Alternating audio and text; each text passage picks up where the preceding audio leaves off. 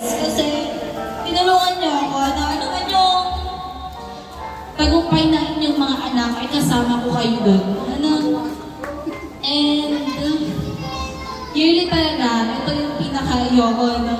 Masaya ako na malungkot kasi sila na yung aalis na sila at hindi na sila sa akin.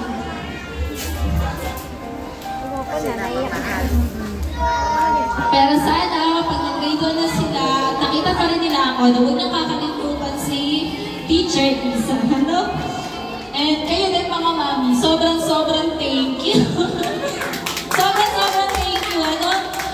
Kasi alam ko, yung mga lesson ay biglaan, nahihirapan din kayo, may kanya-kanya kayong trabaho.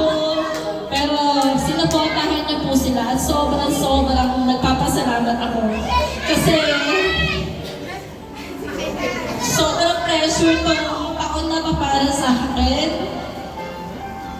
Kasi ang taas na expectation, hindi ko alam paano ko hihigatan na. Pero salamat kasi ano, thank you. Kasi proud na proud ako sa kanila.